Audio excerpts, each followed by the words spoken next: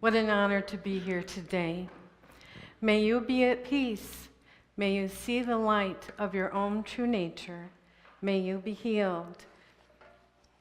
I would like to share some wisdom of the work of Charles Fillmore, The Revealing Word. It's one of the dictionaries that you can go look up any word and find out the true meaning, the metaphysical meaning. The definition of miracle, this is according to Webster. An event or effect in the physical world beyond or out of the ordinary course of things, deviating from the known laws of nature or transcending our knowledge of these laws. Now let's hear Charles. In reality, miracles are events that take place as a result of the operation of a higher unknown law. All true action is governed by law. Nothing just happens. All happenings are the result of cause and can be explained under the law of cause and effect. Mighty things have been wrought in the past by those who had mere blind faith to guide them. To faith we now add understanding of the law, and our achievements will be a fulfillment of the promise of Jesus.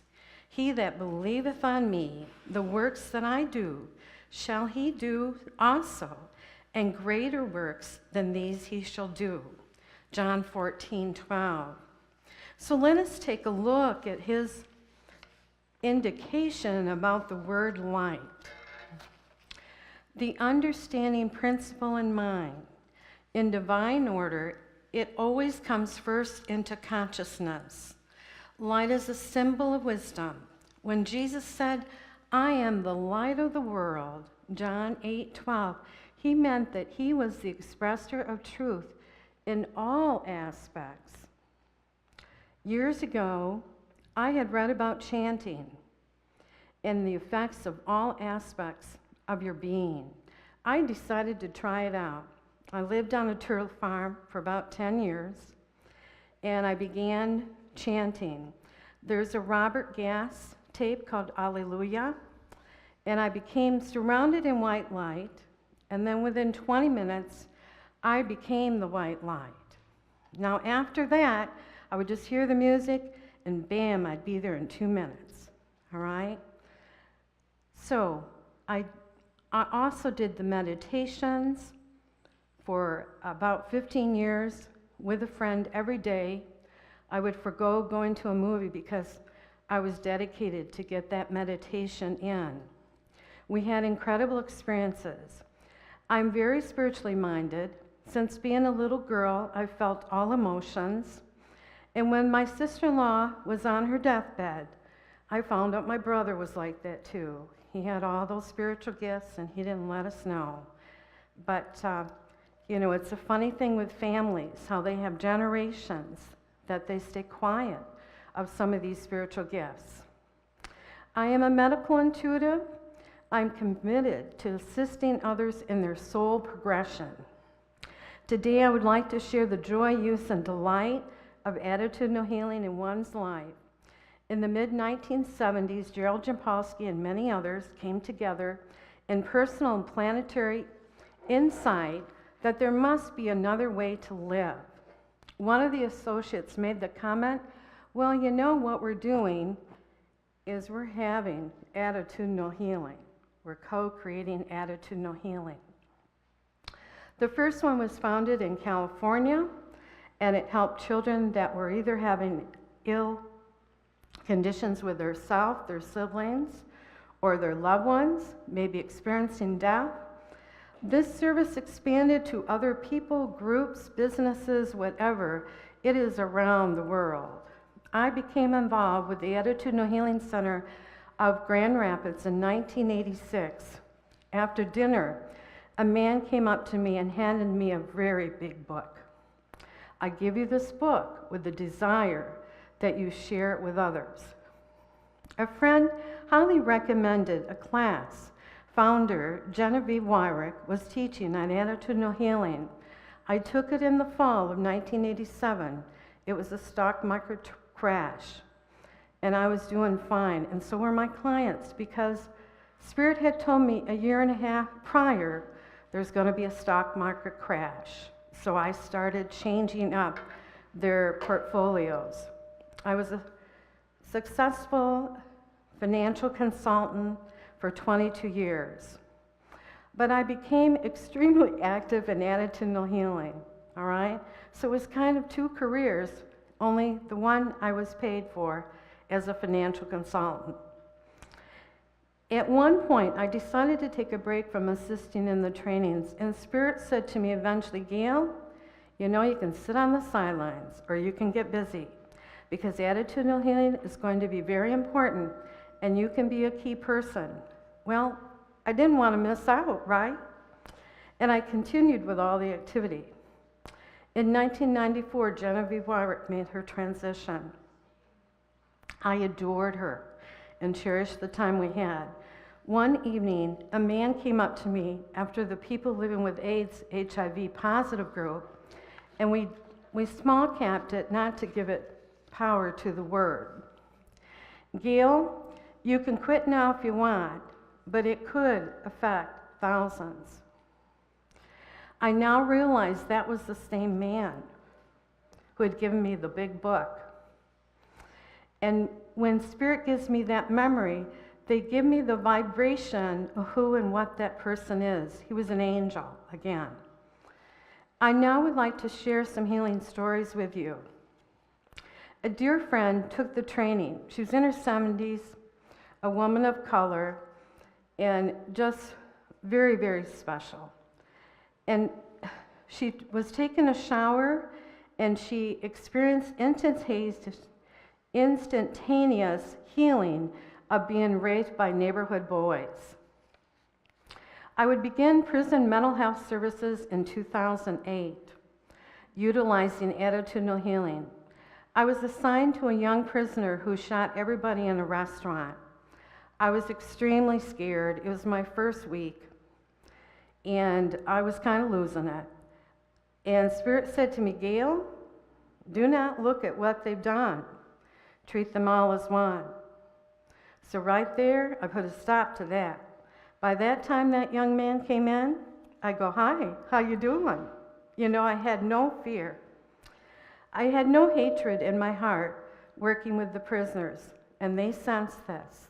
They knew they could release their fears and their conditions. My first team meeting at a prisoner review, let's call it a mental health review.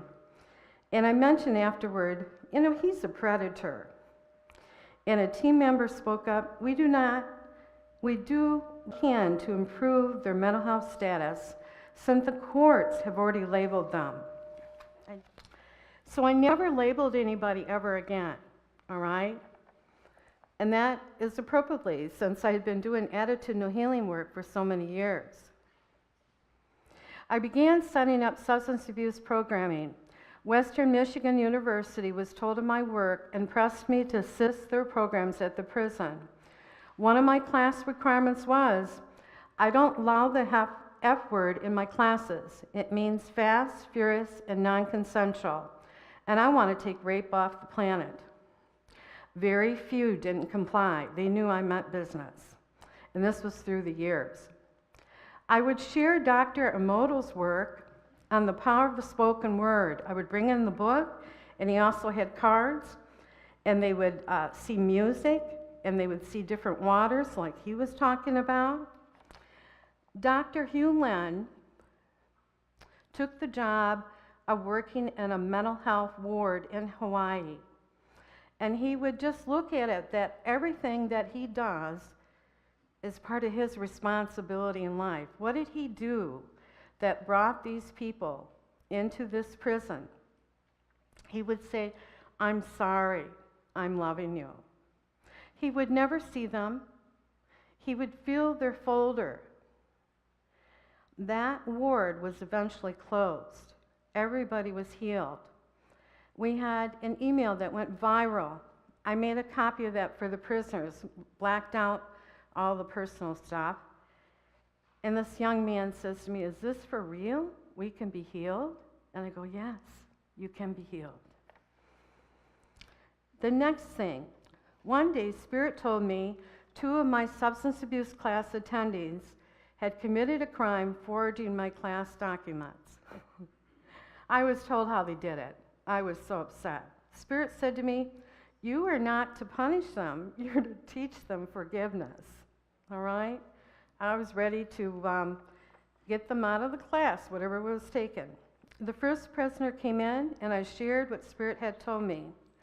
He was in shock. Each stage, he couldn't believe that I knew all about it. With emotion, he stated, "But you told us we were family and that we should stick together and help one another." The next prisoner came in, very sheepish. He must have met the other guy in the hallway. They were told to come to class, and they were not to dwell on what they had done. And the other students were told that as well. Leave them alone. We're moving on. Okay? One day, a prisoner wrote "booty" on my class attendance sheet. About 15 minutes later, I look over, and his auric field is totally white. And I couldn't believe it. I asked one of my friends, and he said, "Gale, they're calibrating to your vibration." Amazing things happen. Prisoners were able to have personal insight into their actions and why they committed their crimes. Once a year, I would have a class that I labeled "Say Yes to Life." I covered how we had certain thoughts and behaviors which destroy our ability to handle life. They can escalate into suicidal ideation. After group class, I would see them one-on-one. They all stated that they thought I was talking straight to them directly. They had all been suicidal in their journey through prison. We would be able to heal their emotions and gain skills. The prison health director was so pleased Attitudinal Healing was assisting prisoners in their mental and emotional skills. She put an article on her door. I would like to share with you from my teacher her wording of attitudinal healing. Attitudinal healing is the process of releasing our fears so that we can experience our natural state, which is to be loving and peaceful. As we choose to change our fearful attitudes, we are free to let go of the past and to live in the moment, to forgive ourselves and others, to feel our connectedness with others, and to feel loved. The healed mind trusts that the world is governed by a power in it, but not of it. That power is love, the most important healing power in the world. And that power will guide us to the extent that we trust it and remember to call upon it. So there are some very important concepts with attitudinal healing. And this is from the original center. Number 1, the essence of our being is love. Health is inner peace. Healing is letting go of fear. After that 1 week when Spirit said, don't look at what they've done, teach them all as one, I was never fearful anywhere. And I also went to IMAX for 1 year and 2 months, which has very serious cases there. Number 3, giving and receiving are the same. 4, we can let go of the past and future. 5, now is the only time there is, and each instant is forgiving. Number 6, we can learn to love ourselves and others by forgiving rather than judging. Number 7, we can become love finders rather than fault finders. And 8, we can choose and direct ourselves to be peaceful inside, regardless of what is happening outside. Number 9, we are students and teachers to one another. Number 10, we can focus on the whole of life rather than the fragments. And 11, since love is eternal, death need not be viewed as fearful. Number 12, we can always perceive ourselves and others as either extending love or giving a call for help. I'd like to do a little exercise. At Hawaiian Spirituality, it was a 50-year anniversary, and the gentleman at the time said, I want to use this particular instance here to describe how the focus, mind, body, and spirit, what we focus on, and how it affects others. All right? Hi. I didn't see you guys earlier. Ah, praise God. All right. The Casanova couple. That's how I lovingly call them. Yeah. Okay. So, in this particular exercise, the gentleman was talking and said, you know, there's a lady in this group who does this all day long, blessing people, sending them healing, and I'd like her to come up. And so he said, would you be willing to come up? And I said, okay, sure. And the exercise was, can you pick the worst food in all the world? All right? Don't say it out loud. All right? And I will do it without saying it out loud to you.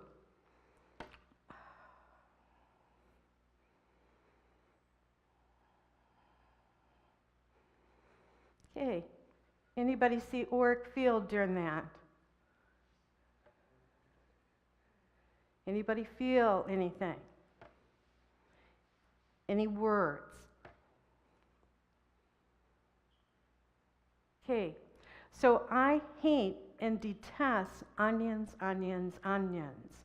I hate them, hate them, hate them. And in the audience, you could hear moaning going on all over, you know, because it was such a strong emotion. Well, a week ago, I'm making vegetarian soup, and I'm thinking, you know, I'm going to get over this onion thing.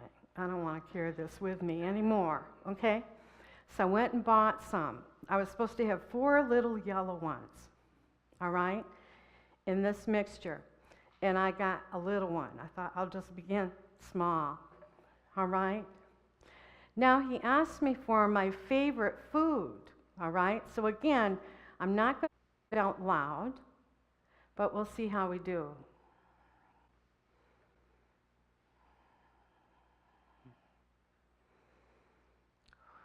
I almost went down in spirit. Okay, anything that you saw or felt, how you were personally. Yes? Chocolate cake. Oh, you're close. I wanted to put some chocolate on it. Very good. What else? Anybody else? My wording was fresh strawberries. And of course, for the group, I didn't want to say chocolate-covered strawberries, you know, but that's the example. And as I drive with all the ambulances and those kinds of things, I'm sending healing all day long, all right? My hands are just going like that. And one of our congregants was hospitalized not too long ago, and she says to me, aren't you going to do a healing on me? And I go, well, they've been on all day, you know? One time I was in a store in the Fruitport Mall area. This woman fell down and cracked her head.